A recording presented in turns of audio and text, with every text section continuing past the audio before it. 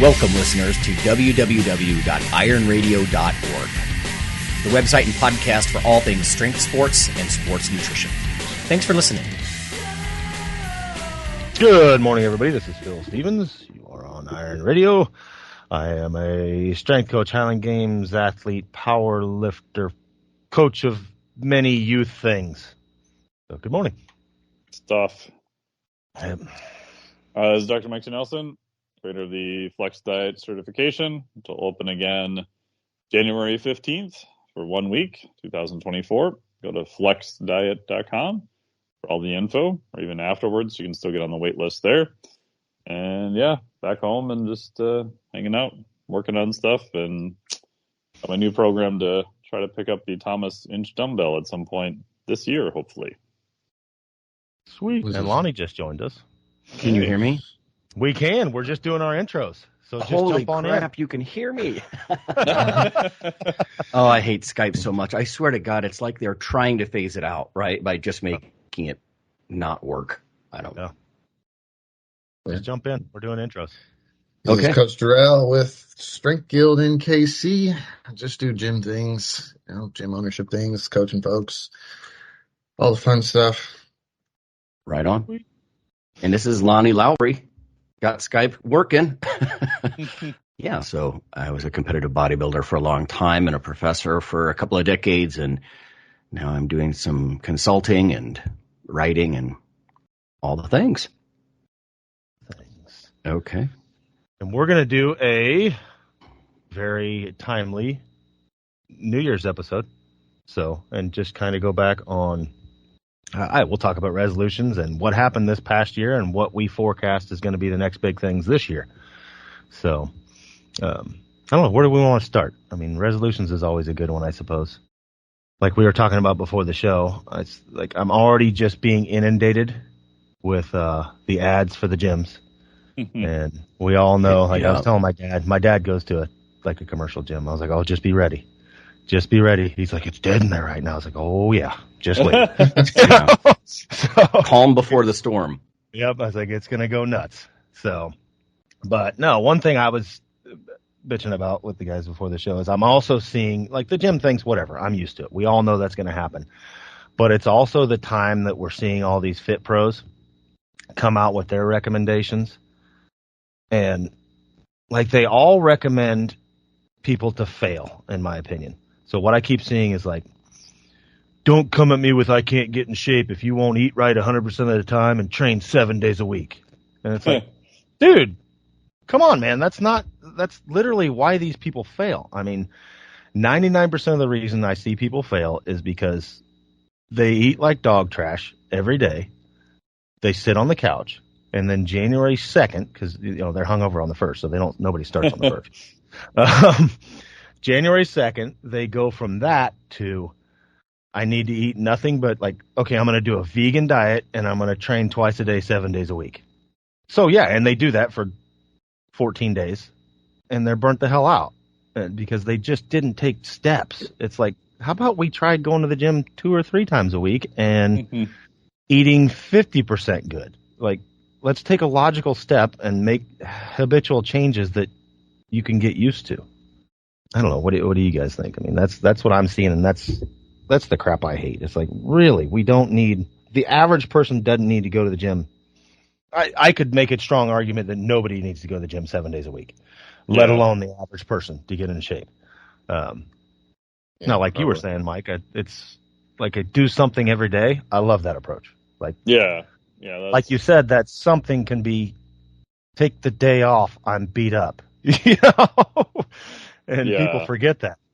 So yeah, that's what I was saying. Is one approach I tried, even for myself. I realized I've been doing this for a couple of years, and I've tried it more with clients too. Is changing the framework to you have to do something every day, not once in a while, right? Or go super hardcore, but do something every day. Literally could be. Yeah, I lifted 4 days this week, and I did this the other day. I'm like, oh my God, I'm so sore. I'm just going to take a walk, or I'm just going to do light cardio or whatever. But you are actively choosing to do something instead of life choosing it for you. And that doesn't mean be all hardcore and, train 2 hours a day, every day, that type of thing. But have a plan, move your plan around if you can. And if you can't, or you're just completely beat up, then go to plan C. But you are an active participant deciding proactively what to do based on how you feel and actual data. Obviously, this is where coaching is helpful versus, oh, my schedule got screwed. I guess I'm not doing that heavy leg session once again, ever again. Yeah. Because life is going to happen to everyone. It's just going to happen. And are you trying to actively swim and move yourself around, or are you just allowing yourself to just be taken downstream? Yeah, I think our program has shifted, or I've changed our program now to at least address some of that and starting to do more like mentorship type stuff and like heavier accountability type protocols. But Nice. where most people, I think, really fall off, and now that I realize that's doing a ton of consultations lately, is it's like either the next week plan or strategy or the next day strategy even. It's like how often in the nutrition realm, it's like how often are you eating on accident? The people who are doing the worst in terms of nutrition or like weight gain just, kind of let themselves eat when they're hungry or like figure out like what to eat when they're hungry. They don't have a strategy, like just to strategy. And for us, it'd be protein available, but just in general, for most people, it's just a strategy for, I mean, even for some people, it's like the next hour, next 3 hours, you know what I mean? Like you don't have, at least any kind of strategy for that. And then, so it's like life is just always happening to you as opposed to you are like actively stepping up and doing things. So that's like where I have like stepped up to like try to address a lot of that. And that goes along. A lot of that is, I think it comes with maturity, which we can't expect new clients, despite their age, they're not going to be mature, a level of maturity in fitness and nutrition, no matter their age. So a lot of that comes with time under the bar and time with the fork or whatever you want to talk about. Under the fork. Under the fork. Like we all like, I'm okay with like, I can have a plan in the gym. I'll walk in and I know if it's not there, and I'm okay to stop. If that's what my body's telling me is just don't do shit today, I'll do that or just do light stuff. That comes with a level of maturity. And the problem is people set out these plans. Like, here's my nutrition plan and here's my fitness plan. And they screw up once, like they eat a cookie. And instead of just accepting that, they fall off the wagon and then they eat the wagon. Yeah. It's like they just, plan's fucked now, so I'll just quit. Yep. No, you don't have to do that. Like, you don't need to go to that extreme. But I mean, if you look at media, that's what's pushed on everybody. It's all these extreme things. 90 days, 30 days to abs, the best diet in 14 weeks. And they think camp, super intense, Yes, you need, what people don't understand is they literally need a livable plan. And to have a livable plan, it needs to be more minute changes that you can make habitual over time. So, I mean, that's my big thing with people. My buddy Stephanie, she's a dietitian as well. She always used to say, a lapse is not a collapse, right? It's just a good phrase, a rhyme to keep in the back of your head. A lapse is not a collapse, because it's almost like this back burner hope that you can just, here's your excuse to quit. It's like, it's not an excuse. You ate the cookie. So what? Yeah, that's it. Let's move on. Yeah. Yeah. Go back to chicken breast for dinner if that's what the plan was, I mean, that would be the same as me or any athlete. Like, okay, I have a plan to do this. Like, I had to plan to lift that 800 in the meet and I missed it. And be like, okay, I failed. I just fucking quit. I'm done. Right. No, I'm not done. I got to train harder. Right. It's just like your plan's not over because you had one little mishap. Or nothing mentality, which I do think is overly promoted as hardcore. And I mean, countless studies have shown, flexible training programs, flexible dieting, whatever words you want to associate with it, the long-term compliance and results are a lot better. The hard part is it's just something how humans are wired that they like the appeal of the all or nothing. And I haven't quite figured out why that is. But trying to sell moderation and flexibility, you would think would be easier, and you can give them all the explanations of how it fits into their lifestyle. And yeah, certain people are like, okay, cool, that makes sense. But that's not hardcore enough for me. It's like, but you tried the hardcore thing and it didn't work for you. So what makes you think it's going to work the 800th time? Well, now to be fair, was it Jim Wendler? Who was it that had the blast or dust thing? Or was that Dave? That was Dave. That was Dave, yeah. And I think he lives that way. Yeah, and I think his idea was that there are some people that are kind of cold turkey people, right? Oh, sure. As I understand it, like there are some people who they need to go all in. But I would think what Mike is saying, like the science of behavior modification is little changes tend to last longer because you can handle it and you can make it habitual and all that kind of stuff. I don't know if I'm remembering that correctly. Was that the idea of blast or dust, which is like go all in? Some people they can't do. Yeah, he's like either on a diet or not. Yeah, and that's definitely it. He was either 400 pounds or 250. It's just and and there are people out there where I can understand that. It's like with little kids. You give them an inch, they'll take a yard. So if you give them that little bit of leash that has freedom, they just rah. But that's something you got to work on over time. And it's the same way with I remember when the anabolic diet book was like the big thing. Oh yeah. And he even talked about it in there. So basically, for listeners that don't know, you had the anabolic diet. He has you go on like a low carb diet, and then you get refeeds as needed. At first, it starts once a week, and he even explains it in there. He's like, when you start these refeeds, like you're gonna do it, and we expect you to. Like you're just gonna plow down everything. You're going to make a list during the week, and you're just going to sit there with cakes and pies and ho-hos and stuff. And then usually over time, you see that adjust. And it's like, oh, okay, well, I'll just have some chips and this and that. It gets more tame over time because you realize that, in a week I get whatever I want, So it's only 6 days without it. And then what screws up people on that thing is they never, and it's just like Atkins and everything else. They never read past chapter 1. Yeah. And realize the anabolic diet was it's low carb, but he also wants you to slowly over months figure out where your levels are at. Some people that might be ultra low carb. Somebody might need 150 grams a day.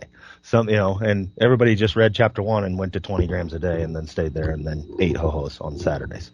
But personality though, like if I have someone who's more intermediate to advanced and they're kind of the Dave Tate personality, they know and they have a high level of awareness, they're kind of all or nothing. I've used a lot of very high carb rotation diets with them because that fits their mentality, right? They can be hardcore Monday through Friday, and then the wheels can come off with 700 grams of carbohydrates Saturday and Sunday. And they almost like that because it fits their personality a little bit better. But then, like you said, we also have to have the conversation of, at some point, you're doing this for a temporary show or performance or whatever. Right. Then what do you do after that? So I always like to have that conversation ahead of time and say, okay, here's the approach we're going to do. It's going to get you probably to this point. It'll work well. But, let's just try to think about what you're going to do, after that. I understand that's not the main goal right now. I get it. But just trying to plant that seed, because when I haven't done that in the past, which I'm guilty of screwing this up, they went really hardcore the wrong direction right after. Yeah. Like a refeed is a good idea, like a plan. Yeah. It's a good point, though, about the average person who's going to flood the gyms and piss us all off for the next month or two. They are not Dave Tate, right? So he's got the experience to go all none like that. I think the all or none thing applied to a rank noob is usually, and the data would support this, not going to work, right? They go in, like Phil said, every single day, no social support. There's really no reward. I mean, especially body fat. Do the math. I've gone over this 100 times, but it's not going to appear. It's not even going to be visible to you, let alone someone else within a month, probably even 2. And then, so if that's your reward system, you're going to be denied a reward, and that behavior is not going to stick. There's this maturity and delayed reward, unless, again, you go really hardcore. You've been at it before, And like Dave, I mean, we've all done this. You can cut hard over a very temporary time, like Mike was saying. The target date diet, that's a different thing from everyday life. And so what I used to do to get very lean, I would get very lean, but yeah, there's no way I would do it that way because the progression model I used was a half a year. Well, I would have nowhere to progress after that. You have to plan a refeed back out of that. Yes. And it works great if you want to get lean. And I remember like Chris Schugert's what was his diet with the velocity diet? Velocity diet, yeah. With the flax seeds and the shakes and all that stuff. I mean, I've seen some papers that suggest that could be a legitimate way to get you going because you can actually get a little bit of reward out of the gate. So long as you know from the beginning, this is not my life from now on. This is going to be the on-ramp while I don't know, learn how to eat and then, transition out of all liquid all the time. Pete Lemon used to say, and I don't know where he got this, but he'd be like, Lonnie, go make some protein cookies or go do this or that because we can't do it all with shakes. We can't do these protein interventions with just shakes. People won't comply. They just won't comply after a while. But the idea with Chris was that they'll comply for a little while and then again, now you've got the velocity to head into the momentum to head into some better. For sure, but the problem with those, like even his diet, is there's no chapter 2. Like there is no plan after the plan. You know what I'm saying? And that's where people screw up. They have this extreme plan, and there is no what's next. And that's the same thing people do with. We've seen it with gastric bypass. We're seeing it with these pills. Yeah, they work. You're taking this extreme measure, but then you're not making any habitual changes. So what do you do when you stop taking that pill? Boom. They lose weight and they've made no long-term change. And the difference with Dave and his blast and dust and the average person with their blast and dust is I guarantee you, like training-wise, Dave trained harder. When, I got to meet, let's say it's right now he has a meet in March. Training takes a different stance. Like you're going blast on training. But I guarantee you his not blast is still more 10 times more blast than the average person. Yeah. He's still going in and training, but he considers it dust, but he's built that habit where even his dust is 10 times harder than other people's dust because it's just been built over time.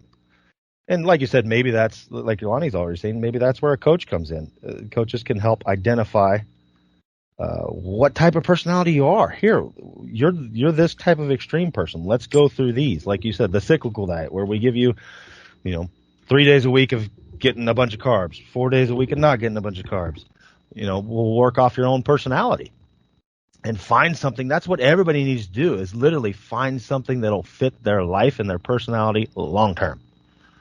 And nobody wants to do that. It's they just latch on to the latest craze and, let's hope this works for me. And does it work for some people? Yeah. We see it every year. 250 million people join the gym and 249.8 million leave. So you got 0.2 million that it sticks. And that's the hard part, because in fitness, I see the opposite reaction now. You have the other extremely hardcore, in my air quotes, evidence-based people who never coached anyone, who are like, well, you just have to go a lot slower. So, Mary Muffin Top this week just needs to walk 500 steps more and drink another glass of water for 8 weeks. Yeah. And it's like, okay, that's from a habit change. That's probably all right. But she's not going to see any fat loss from that. And in week 2, she's out the door and back to falling into birthday cakes again. Mm-hmm. Yeah. And let's be honest. I mean, that's where some of the velocity diet can get people hooked. Yeah. Like if you can get them hooked, like if you can get these people losing weight quickly, then you're more apt to latch them long term. But you need a plan after the extreme plan.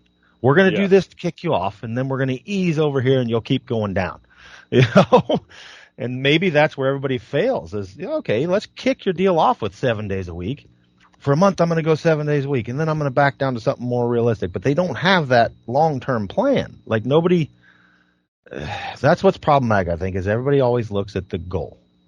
I want to lose 28 pounds. Okay, what after that? because they do it and then they're lost, like because they had no second plan. So they lose their 28 pounds and then they gain 30 back. Mm-hmm. Right. There was no maintenance plan following it. Unless there's a subsequent competition. This is one where bodybuilding and powerlifting makes sense, because then you're like, okay, next year the plan is bulk up, gain weight, whatever, and then I got to start dieting, next Thanksgiving or whatever for the following spring season. If you got to the next show, then there's your, glimmer in the distance. And the average person doesn't even have that. Honestly, Phil, what you're talking about could be the theme of everything we're saying here, which is chapter 2. If anybody who's listening to this broadcast and thinking, oh, New Year's resolutions, what's your chapter 2, man? Yeah. Because you just read chapter 1. What's chapter 2? Yeah. Is it to pull out 2 of those shakes in the velocity diet and make yourself eat, chicken breast and broccoli or something, or whatever it is that, however severe you want to go. Yeah. What is chapter 2? It's a good question. In real life, I mean, to be generally fit, let's not say that, because that's in horrible shape now. If you look at the averages, if you want to be a fit person and not obese, it's really not that hard. You just need a plan. Like, I guarantee you, the average person could go into the gym 3 days a week for an hour, train hard, and eat pretty good and be in shape. It's like, your plan doesn't have to be that extreme. Now, if you want to, by all means, I'm big for lofty goals. I don't mind extreme measures, short term. Like, kick it off with something extreme. Yeah, but like Lonnie just said, right? Chapter 2, where are we going? Where are we going long term? And I think that's really the problem, is most people they don't look at, especially adults, like, adulting happens. We all know it. Like, how's this going to fit in my life long term with kids and work and you got to figure that out. Hey everybody, Iron Radio is back, and in an expanded way. What can you expect? Well, first, you can get it simulcast every week on the nutritionradio.org network, as well as on the original podcast. It'll appear regularly on iTunes, Spotify, and all your favorite podcasting sites. We have a new Iron Radio / Nutrition Radio Facebook page as well. Please check us out. We're even backed up on YouTube. We hope that an expanded presence will get you the news, education, banter, and guests that's made Iron Radio's community so loyal from the start. You are appreciated. That's why I'm biased. I have a concept in the Flex Diet Certa called coaching leverage, which is just simply the physiologic response of the thing, just graded on a 1 to 10 scale, times the client's ability to change. Yeah. So, like sleep, everyone's going off about how sleep is, super beneficial for physiology. We don't sleep enough. And I was talking to Kelly and Juliet Surrett the other day, and they said they made a post on Instagram a couple months ago about how, the average person should sleep 7 hours. And they said how many people just got mad at them, like telling them all these things about how it's impossible. And because the client's ability to change for sleep is just really low. So if you start with that, it's just like fighting an uphill battle versus protein. Hey, do you know you can eat more of this and actually lose weight? Like, really? I can? Wow, how do I do that? Yeah. It's like, just start with some of the quote unquote easier things that are still going to move the needle. You don't have to, at least as a trainer, you don't have to start with the harder things that might appear to be more sexy, but are much more difficult for people to work into their life in the short term. Mm-hmm. Over the years, it's been remarkable to me, the parallels between nutrition and training, like all those training principles we learn about in Phys 101. Yeah. The amount of overload, right? Like, in other words, on the nutrition side, instead of weight on a barbell, it'd be the amount of calorie deficit, like Mike was alluding to. Yep. 250 calories a day. You can do math all day long. It's not going to work. Sorry. Yeah. So there's overload. There's reversibility. Hell yeah, there's reversibility, right? You stop lifting. I mean, I'm a living proof of that. I'm so small right now, I can barely move. I'm used to, you guys would laugh, I got a 30-pound dumbbell next to the couch. To what your point was earlier, I'm doing something, I guess. Yeah. I'm trying to do something, but I'm really in the basement with this kind of stuff, But anyway, and then on the flip side, reversibility would be, obviously you go back to your old eating habits. And guess what? Oh, you lost your progress. Mm-hmm. And yet people believe that they can pay their dues with a diet and then just enjoy this new lower body weight. Well, it's justice. I paid my dues. No, it's physiology. You're in a state of flux, baby. You're just going to go right back. I hate that battle of the bulge idea. There's no battle. Your body's doing exactly what you're doing to it, right? It's responding by storing the extra fuels or whatever. So it's not like overload and reversibility. It's just, I've never actually heard anybody else talk about that. It applies to both. Yeah. It's both training principle. It's also sort of dieting principles, if you will. Yeah. Yeah. You can go further down into, I think I wrote an article on this years ago outlining the exact same thing you were saying. And then also even like density, right? So density of training, volume divided by time. Mm. Well, there's definitely foods that are way more dense than other foods, ho-hos versus broccoli. Mm-hmm. It's like the concepts mirror, or the principles mirror each other, but they're almost like on the opposite ends of the spectrum. Mm-hmm. Oh yeah. I mean, the most learning I did with that was doing it the opposite way of most people.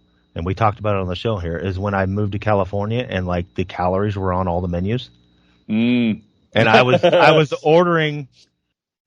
purposely ordering my biggest bang for the buck on the calories, the density of the food. Yeah. I get 600 calories for 99 cents. Give me that. The no menu. Yeah. And it was like, I was doing the opposite of most people that were using that menu. It was like, holy crap, that fried chicken salad with dressing is 1,250 calories. Give me that.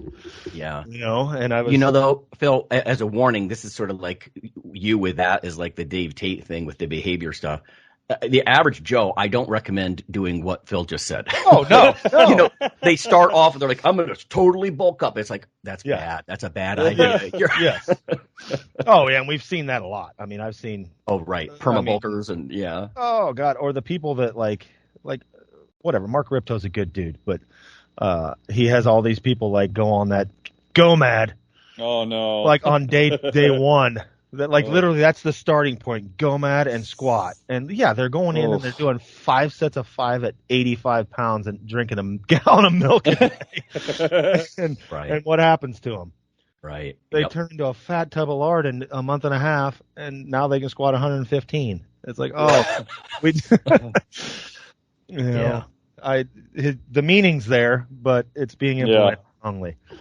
Honestly, you guys, I think because from a behavior standpoint, a focus on strength has always been something that I enjoyed. I think I just picked up on this over the years talking with you guys. But if you're going to start just for the Gen Pop listener, I know our listeners are mostly guys that have been around for a while and gals.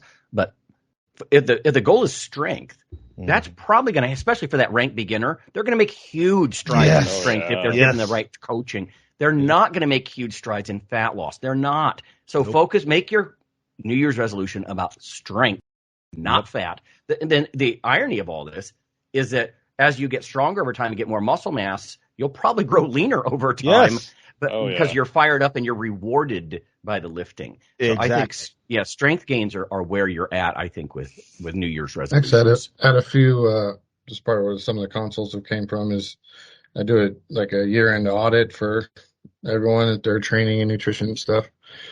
One thing that came up that was kind of surprising was, and it wasn't people who had like huge, body comp stuff, but they're like, feeling stronger and more balanced and, feeling more confident, gave them more like just a better body positive image, regardless of the actual change in their, bodies. They just feel, and I was like, that came up a few times with a few people was like, I feel more confident just on the daily, and that's getting stronger and improving my, strength and balance. And the statement was, for one person that stood out, was like just listening to people say, I wish I had the same body when I was that I had when I was 20. And it was like, I don't. And it's like, I mean, it was, wherever I was then, a certain body weight, but I feel way more athletic and confident. And so I think people on the front end really underestimate what the strength training aspect gives them just in general. like Yes. mentally, physically, the whole thing. Yeah, no, and I've used that a million times in the last 20 years. It's like with people and like, okay, well, we haven't seen weight loss yet. You're at the same weight, but your squat's up 50 pounds. You used to be able to do that for 1 rep. Now you can do it for 10. Mm-hmm. Like, take those wins. Like, chalk them up, man. You're doing it. It's working. Just keep at it, And they need those little wins. Easy. It is. It's a literal example of growth mindset, right? Like a lot of people, they need some analogies or metaphors. It's like if you're lucky enough to grow up in your teen years, like I think a lot of us are, you start picking up a dumbbell and you become stronger. You get that little taste of like, oh my God, I'm more than I was before. I mean, demonstrably, I can see it objectively. I'm stronger or I'm bigger. Yes. I remember Arnold Schwarzenegger talking about, it's just an amazing experience to be bigger and stronger than everybody around you in almost any setting. Yeah. And I mean, that doesn't happen immediately, but you get that little taste of it. Yeah. Yeah. And then hopefully you reach that point before you're our age, because now, like, I'm in that stage where, like, Windler's talked about a bunch. It's like, and you're there too, Lonnie. Hell, we're all there. Like, we're literally fighting to not go backwards so fast. Mm-hmm. Which, when you reach that stage, you better be a fucking lifer. If not, you're going to quit. Mm-hmm. Mm-hmm. It'd be real easy for me to just, I'm done. I'm not going in anymore. And because I'll go in there today and I'll squat 70% of what I used to.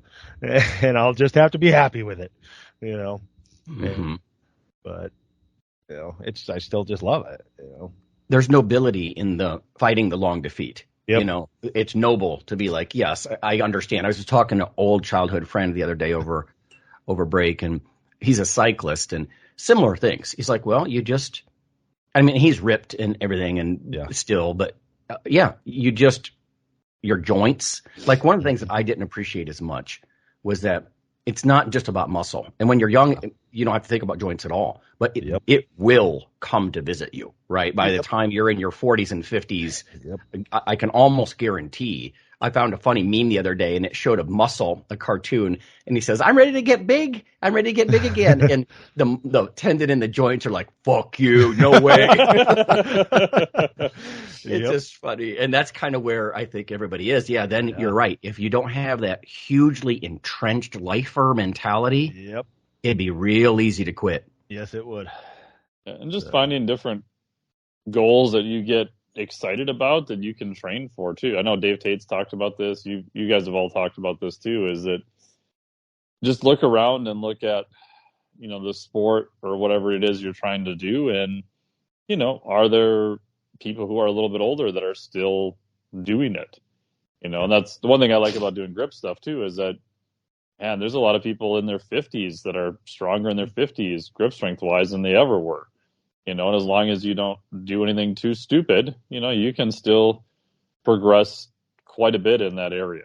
So I think it's picking things that you can progress in that you also enjoy, because that kind of gives you that long-term goal to kind of keep striving for. And at least in my case too, I also like having a big heavy dumbbell that I can't quite pick up with one hand yet and have to stare at that damn thing every time I go in the gym.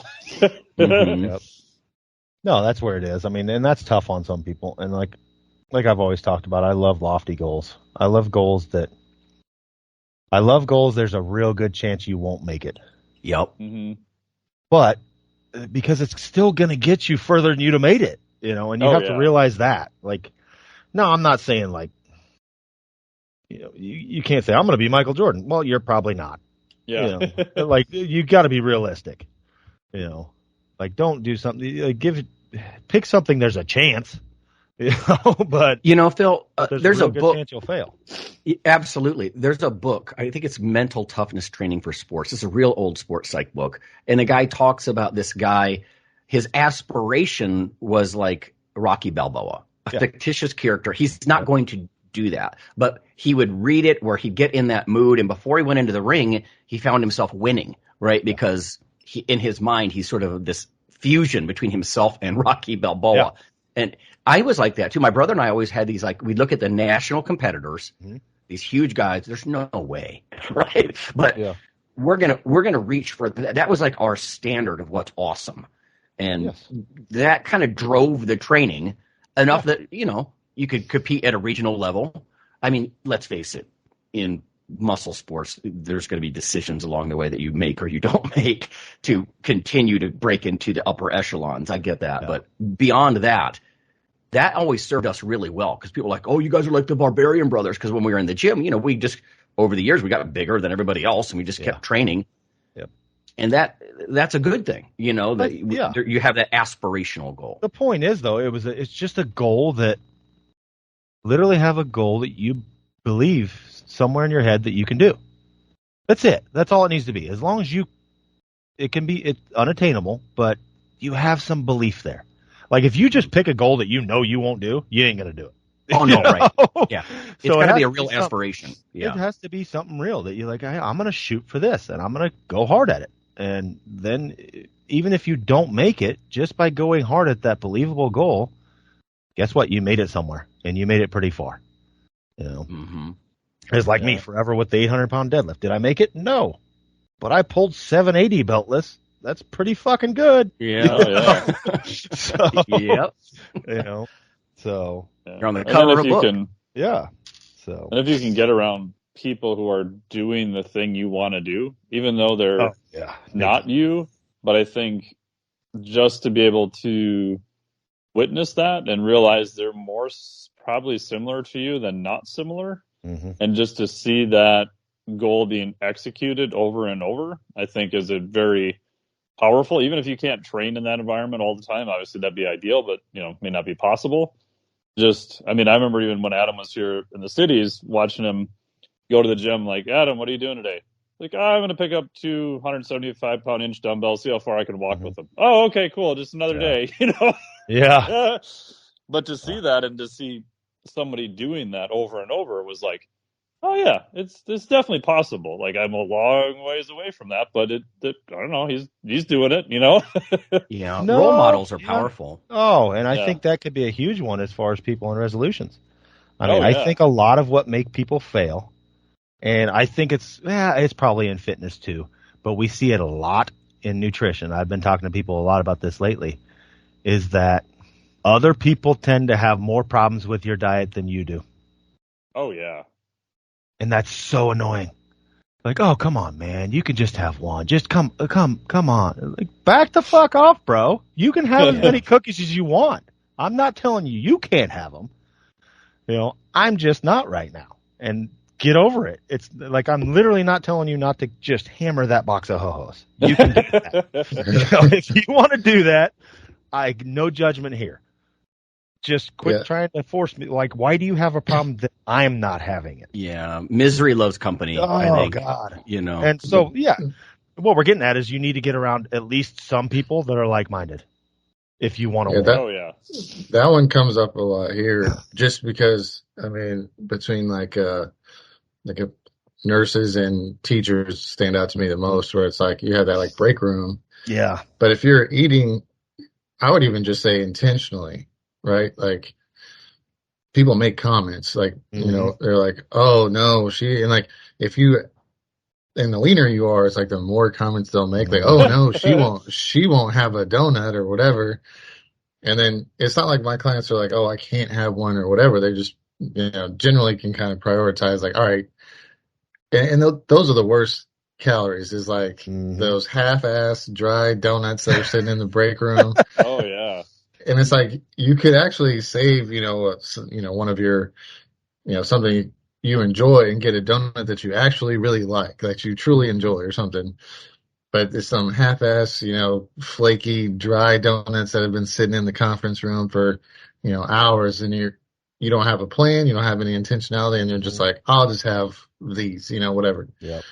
But people make comments, and it just kind of shows the lack of just general understanding of nutrition and physical culture in society. Is kind of how I take it. Is like people assume that a lot of the people that have made a lot of progress or had success just have crazy gym schedules, like they just train 2 hours a day or something like that, and most of them don't. Like I only have a few that like train that intensely or that consistently. So like maybe 3%, 1 to 3% of people that I had. As long as you're not training to like for a figure comp or something like that. Like if you're doing that, like if you're a bodybuilder and we need to get you down to 6%, bro, you're not getting donuts. But for the average fucking person, I love having in places, if it's once a week, whatever, you can have whatever the hell you want. And that way, let's say it's on a Sunday. If on Tuesday you're craving a Snickers bar, okay, just keep that in your mind. If you're still craving that Sunday, have it. Just have it. You get to have whatever the fuck you want. You know, it's like there's nothing totally off limits ever. But, you know, you just can't give in. Like I was talking to somebody the other day. It's like, I don't know how you can eat like you are. When I have a craving, I just have to have that right now. Well, no, you don't. You're just doing it. You know, you just have no fucking willpower. Like if I think of something on, like right now for me, it's like Sundays, I can have whatever the hell I want in whatever quantities I want. And so if I think of something on Tuesday, it's like, if I still want that on Sunday, I'll have it. You know, and it's no big deal. I just move the fuck on. You know. I do think there's something to be said for, because people, oftentimes they'll make you feel like you're maladjusted. Like, what's the matter with you? That's so bizarre, or that's kind of petty or vain. You know, my family used to always say that about me. Well, you're vain because, you know, I wouldn't eat everything they were eating or whatever. And that's arguably probably true of a lot of bodybuilders. But at the same time, it was, I've seen that go bad. Like I remember once at a faculty meeting, and I'm talking about a dietitian. She was a professor, not competing in anything at the time, and it was her birthday. And the secretary got her a cake for everybody to have a piece of cake after the meeting or whatever. And she just slid the plate back and said, "Smaller." And the secretary cut it in half and gave it back. She slid it back again, smaller, cut it in half, slid it back again, smaller. And I'm thinking, okay, that's maladjusted, right? Yeah. It's your freaking birthday. Yes. You don't have any target date reasoning. And and I guess maybe that's where coaching is helpful, or someone with experience to say, you know, like you're saying, Phil, it's okay to have the cake, honey. Like it's not going to kill you. Or I don't know what you think that's going to do. Or at least don't make a big show about it. If you wanted half of that, fucking eat half of it. You can leave half of it on your plate. Like I tell my son that all the time. He's like, I'm full, but my plate's still. Well, put it away. You don't have to. Mm-hmm. Like you literally don't have to play clean plate club all the time. Right. You know? Yeah. Dramatize it. You know? So. Yeah. Well, that's usually what I, in my brain, view as, is a person there just trying to go about their own business, eating their chicken and broccoli because they have a show or competition, and not saying anything about it. It's just what they're doing versus other people who, on both extremes, will be like, well, I can't eat that, and it's a half-hour discussion about why not. Or sometimes you do have the rare person who's eating chicken and broccoli and trying to make everyone else feel guilty about what they're doing. Yes. You know, it's and like there are definitely both extremes. Yeah, it's like you just do the thing you're going to do. Don't make a big deal out of it. Just do whatever it is you need to do and just move on. Yeah. You know, I can't stand value signaling, and that's what this kind of stuff is. You know, it's like, don't value signal. Like if you want to wear a mask during COVID season, do it. That's it. Just do it. You're not, it doesn't have to be display or with the cake or with that, regardless of what side of the fence you're on. You know, same thing. People who didn't like masks would make a show like, I'm going into the ICU and I refuse. Okay. Well, you know, congratulations. You know, it's same thing with with nutrition for sure. I don't know why people feel the need. And that's where social media just amplifies that stuff. Oh my God. Yeah. Like, look at what I ate, you know. I mean, it's one thing to food blog. I know Mike and I have both done that over the years. And, you know, because it's just like, hey, this was fun. You know, I just want to share I was in this place. Like, I remember there's one with Mike was doing that podcast panel at with the Spartan thing out in Tahoe or whatever. And there's a picture and we're just gorging on, I don't know, big breakfast or pizzas or whatever it was. Yep. But there's no value signaling there. This is fun. Come do this. Yeah, exactly. You know, if you want. No, there's definitely people on both sides. It's like everybody always talks about the two people that, like, you'll always know somebody's a vegan or a CrossFitter. They never shut the fuck up about it. You know, it's like, just do your thing, man. Yeah. And that's I don't walk around and announce that I'm eating good food.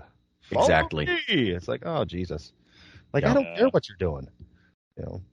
And if you post pictures, I've gotten feedback both directions. Like I'll post, you know, a meal I made of a big steak with some vegetables or something like that, and people will be like, oh, how dare you eat red meat, or do you eat clean all the time? Or you'll post like cookies or desserts or something, and then they're like, oh, well, I thought you were in fitness. This is what you eat all the time? It's like, these are both just snapshots of what I happen to eat at that particular meal. And I didn't put any tags on it. I didn't claim anything. I just put a picture up. Yeah. Right. Exactly. There's no value. You're not preaching anything. No. Oh, yeah. That was like when I used to post the food porn pics all the time. Yeah. Like, I only posted fun pics. You didn't see every meal because a lot of them were just boring as hell. Of course, I'm just going to post the fun shit. Like, look at that. It's a burrito the size of my head. That doesn't mean I'm just eating burritos the size of my head all the time.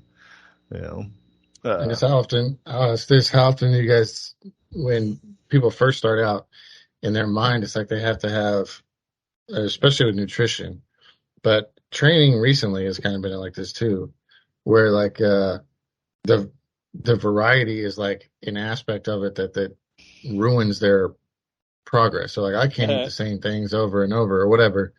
But when you actually look at how people who succeed, their window of stuff that they do is pretty narrow. So how often do you guys deal with that with initial clients, like the lack of understanding of like just kind of doing some of the same? It doesn't have to be perfectly the same, but a lot of the same stuff over and over is the way. It is. Yeah, I especially get into that if they hit a plateau and are not making progress. And in some cases, it's like, well, I like having, 9 different meals and 2 of them are at a restaurant or whatever. It's like, okay, well, that worked up until this point, but now we're probably going to have to narrow that down because there's just too much variation in the total number of calories and everything else. We can't figure out what's, going on. And then a lot of times they're like, oh, well, no one really does this. I'm like, well, in reality, if you wanted to be the most precise possible, you would eat literally the exact same thing every day. Yep. Not saying you have to go that far, but you got to kind of, go back in that direction a little bit more. And I've done the inverse. I've had people who only eat chicken and broccoli and that's all they've ever eaten. It's like, hey, bro, how about like berries or something different, Right. Variety.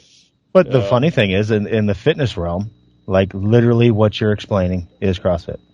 Oh, and why people get hooked on it. It constantly varied, blah, blah, blah, blah. And does it work? Yeah, to a point.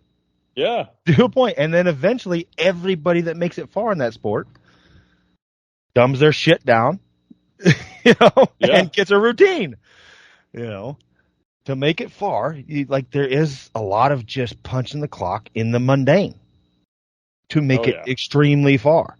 Now, does everybody need or want to make it extremely far? No. Can the average person get to the fitness level that they want doing CrossFit and eating just kind of okay? Yeah.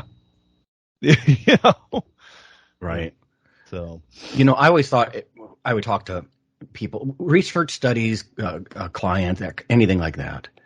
And basically just say, you got to think like a scientist on some level, right? Like Mike is saying, ideally quantify something. You can't, whether you got a coach or you're in the kitchen, nobody's saying start off with a gram kitchen scale. Like that's probably too far, but you can do it in the number of serving sizes. Like you got to quantify something, get some handle. It's so hard to control the outcome of what you don't measure, right? Yeah. So thinking like a scientist is at least my formulation for that with people is you got to think like a scientist and get a handle on it. Because like Mike said, eating out or whatever that may, too much variation, you're never going to get a handle on it. Because you could be compensating. You're eating chicken breasts and green beans all day long.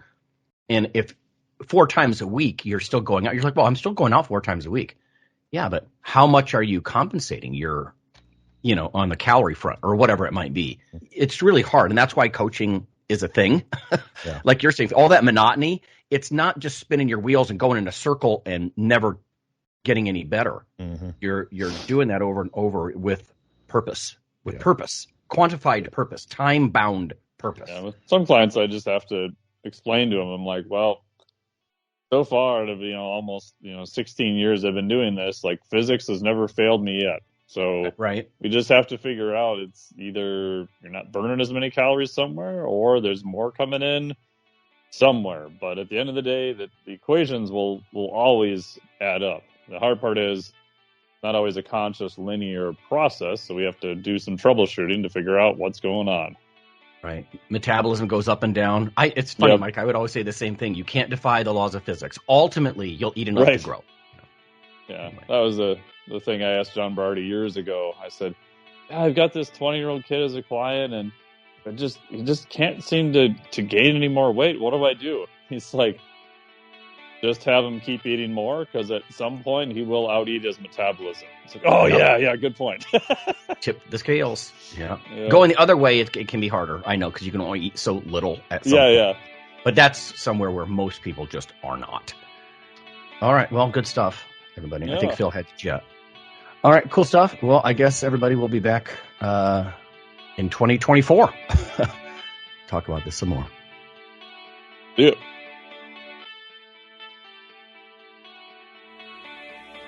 Iron Radio is accepting donations. If you like what we do, the professors, the scientists, the bodybuilding show promoters, the athletes themselves in powerlifting and bodybuilding, please consider making a donation or maybe buying something from the ironradio.org store. We also are accepting supporting members. So for $4 a month, which is frankly less than the bank sneaks out of your account in fees, you can step up and support a form of sort of public radio for the bodybuilding and powerlifting and strength community. The Iron Radio podcast and all of the audio on ironradio.org is for informational purposes only. If you're interested in starting a diet or exercise program, it's important to check with your physician. Also seek the help of registered dietitians, athletic trainers, and qualified exercise physiologists in order to make the progress that you need.